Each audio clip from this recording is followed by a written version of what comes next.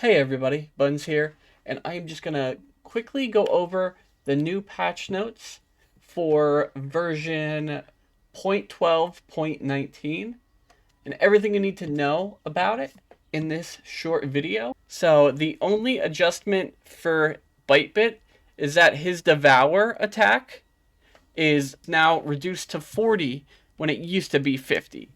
The next Neftie we're going to look at is Shiba Ignite. The first one is for its peak state. No matter what, if you use this move, you will gain 2 hype. However, depending on how much health your Neftie has when you use this move, you could gain up to 2 additional hype with that one action.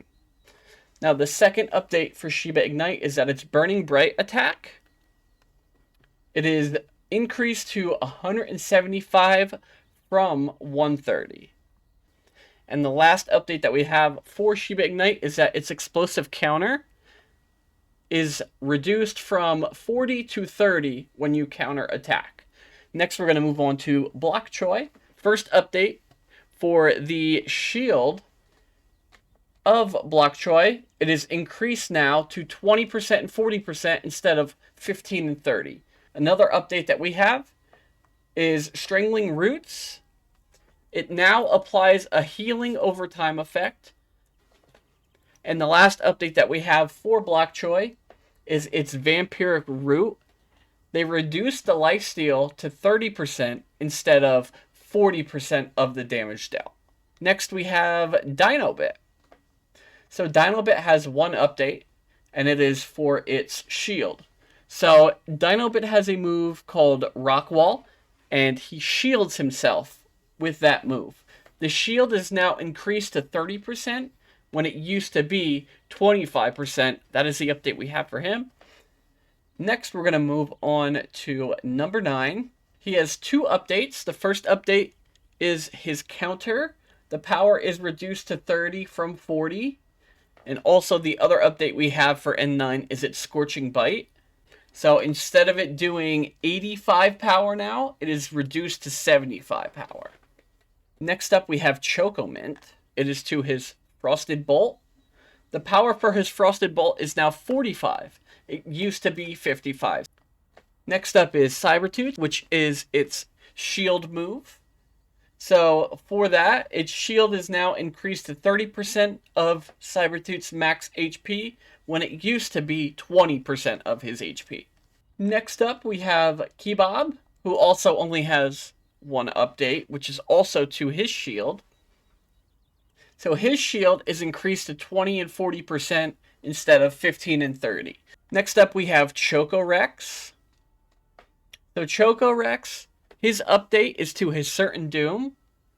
So now with his Certain Doom, no matter what his attack is set to, it is going to always go to the max that it can be when you use this move. So let's just say you're using him against somebody that takes his attack power down 3 stages, and then you use this move, it will nullify those 3 stages down and just jump all the way up to the most attack power that he can do no matter what. Next, Neftie is Bloomtail, who has one update. The Desperate Riposte 2 is its dodge move. So the power for that is reduced to 40 from 50. That is what we have for Bloomtail. Next up, we have Wallpuff. Wallpuff, Endure replaced with Wingblade. So there's a new move for Wallpuff. They got rid of Endure and replaced it with Wingblade, which now is perform a melee attack of 20 power. And his second update is his Arctic Barrier. His shield is increased to 20 and 45% instead of 15 and 40%. And that's the updates we have for Wallpuff. Next up, we have Dino Tusk. This is a big update for me. Same with Unicorn, you'll see. I'm saving Unicorn for last, just because it is going to be very good moving forward. But Dino Tusk kind of has the same kind of move now. So, Dino Tusk. Just like with Shiba Ignite, this is a hype earning move based on your HP. However, now you automatically get 2 hype no matter what. And then you can get that extra 0, 1, or 2 hype depending on Dinotuck's current health points when you use that move. Now his other move, which is what I think is very powerful, is his Volt Surge, which is now called Fault Current, and it is a true damage lightning attack. But what it hits for is going to be 25% of the opponent's max HP. When you do this, however, you will be setting your speed to the lowest stage for 3 turns. So next up we have Tokoma. His updates, he has a few actually. First is his peak state, which is exactly the same as what we talked about with Shiba Ignite and Dino Tusk. You get 2 hype no matter what, and then you gain more hype depending on how much HP your Neftie has. Its next update is for Lightning Strikes Twice. The buff duration is increased to 4 turns from 2. So you'll drop your opponent's attack and speed by 2 stages for 4 turns instead of what it used to be, which was 2. His next update is for Earth's Wrath. The buff duration is increased to 4 turns from 2. So just like Lightning Strikes Twice, you'll perform a melee attack of 55 power. If it hits, you'll raise your attack by 2 for 4 turns instead of what it used to be, which was 2. And his last update is Sky's Fury. It is now a high priority strike, but the power is reduced to 40 from 55. That's the last update we have for Tokoma. Next up we have Hallowoo. He has 3 updates. First one being Devour has been replaced with Dream Eater. It is a high priority attack that also lifesteals.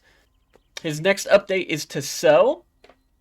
So it now applies a curse equal to 25% of the opponent's max HP with a countdown of 6 actions. And then his last update is to Reap. It now allows Hallowoo to dodge 1 attack. If triggered while the opponent is cursed, performs a 45 power melee attack. And then our second to last update is for Dracurve.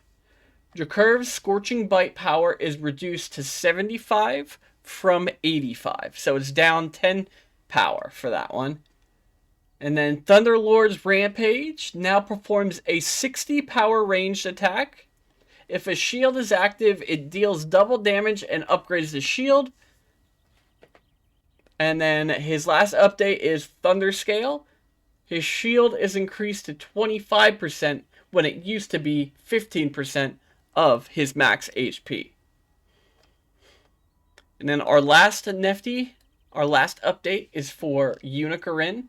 So now Unicorn and his Electrical Overload move is a true damage ranged attack of 35% of the opponent's max HP.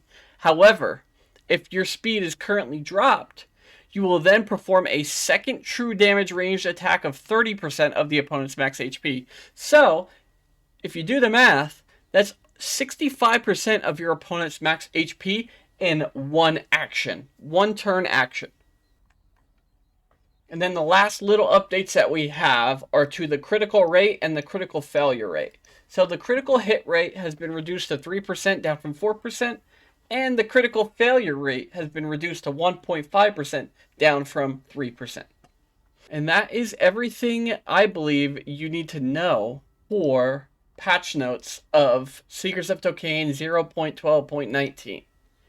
If you have any questions, please leave them in the comments below. If you liked the video, please leave a like. And if you have anything else you want me to make videos on, Seekers of Tokane or other games, please leave it in the comments below, and if I can do it, I will definitely do it. Thank you guys so much for watching, and I'll see you all in the next video. Bye!